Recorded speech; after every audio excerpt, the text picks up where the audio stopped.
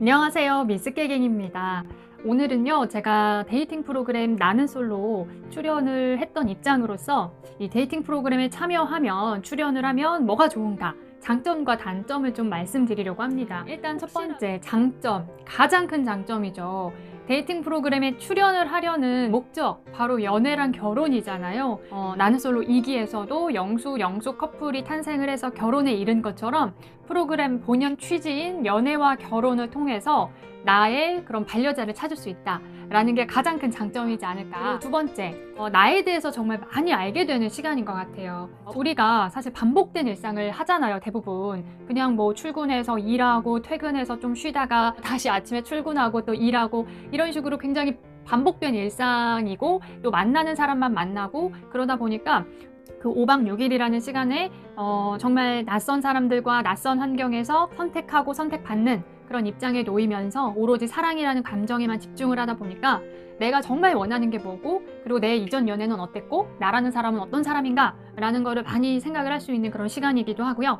방송 이후에 프로그램을 통해서 편집된 그 모습을 통해서 또 제 모습을 객관적인 시선으로 볼 수가 있거든요. 그걸 통해서도 나에 대해서 이런 면이 있었나? 이런 식으로 객관화할 수 있는 시간도 있는 것 같아요. 그래서 세 번째 장점은요.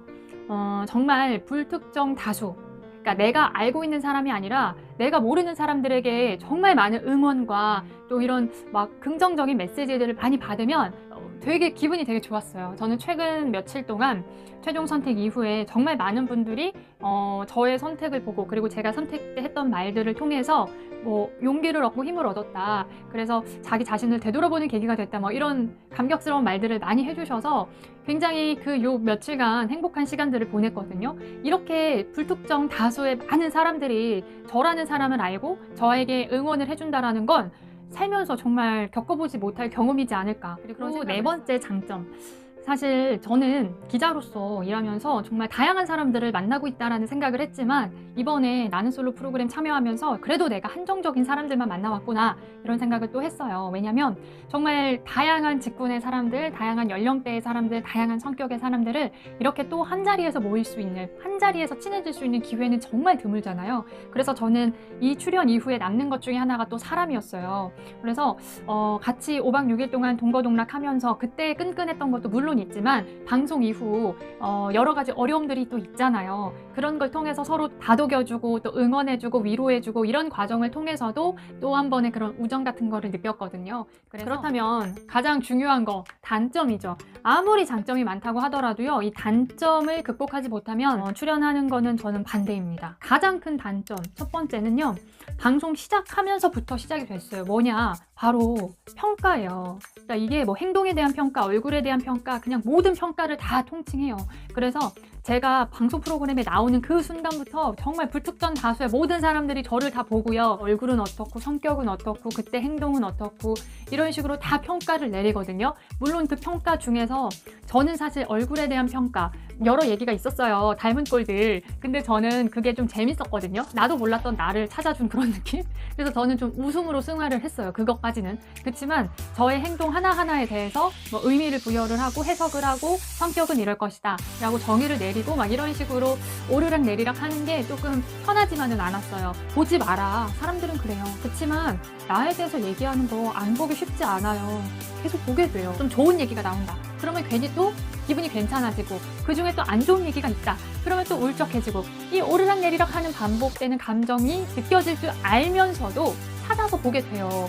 그게 참 이상한 사람의 심리인 것 같아요. 어쨌든 그런 것들을 좀 의연하게 사람들이 뭐라 하든 어쨌든 나란 사람 진짜 실제의 모습 나는 여기에 있고 그리고 나와 함께하는 사람들은 내 주변에 있는 사람들이잖아요. 그래서 이 사람들이 해주는 말을 믿고 그 브라운관을 통해서 나를 보는 그런 불특정 다수의 사람들은 정말 편집된 나의 모습만 보는 건데 그 사람들이 하는 말은 그냥 좀 흘려버리고 진짜 내 주변에 있는 지인들이 해주는 말에 좀 귀를 열고 심지를 탁 굳게 해서 그 방송 내에는 좀 견딜 수 있는 그런 강한 마음이 있다면 나가는 거 오케이. 그렇지만 두 번째 단점은 바로 편집.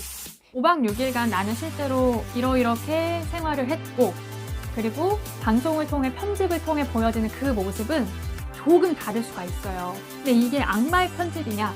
그건 아니에요. 그건 아닌데 어쨌든 5박 6일간 찍었던 그 모습 중에서 6화 분량을 뽑아내서 스토리를 만들어야 되잖아요. 개연성이 있어야 돼요. 개연성이 있기 위해서 개연성이 있는 장면들을 하나하나 발췌해서 연결을 하는 게 저는 편집이다 라는 생각을 보면서 했습니다. 생각지도 못했던 부분이 좀 더 크게 부각이 될 수도 있고, 그리고 이건 방송에 꼭 나오겠다 라고 싶었던 부분이 과감히 생략이 될 수도 있고, 그러니까 내가 생각했던 방향과 그리고 보여지는 방향은 좀 다를 수 있다. 그래서 이런 5박 6일간 전체 이야기 중에서 어떤 사실들 하나 떼어서 스토리를 만들어 가는데, 그 스토리가 진실일 수도 있고 아닐 수도 있다. 너는 그래서 나는 솔로 나간 거 후회하냐?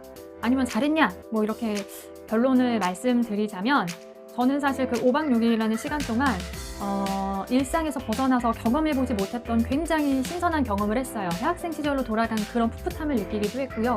뭔가 내 일상에 그런 신선한 자극을 좀 주고 싶었는데 그게 딱 나는 솔로가 됐었거든요. 그리고 촬영하고 와서 사람들이 막 물어보잖아요. 모든 사람들의 관심이 저한테 다 집중이 되는 거예요. 어딜 가나 나는 솔로 얘기를 하고 다니고 있거든요. 그런 식으로 사람들이 재밌게 이야기할 만한 소재를 저를 통해서 드린 것 같아서 저는 그런 거에서도 또 재미가 있었어요.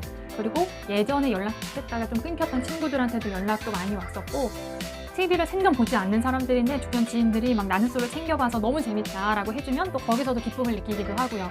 그래서 부수적인 재미들이 되게 많았어서 저는 그래도 출연을 한 게 후회는 안 됩니다. 저의 출연에 대해서 한 문장으로 정리를 하자면, 쉽지 않았지만 후회하진 않는다. 네, 결코 쉽지 않습니다. 방영 이후의 모든 것들이 쉽지는 않아요. 정말 가시밭길이에요. 너무 힘들어요. 평가들을 듣는 게. 그치만 후회하진 않는다. 여기까지.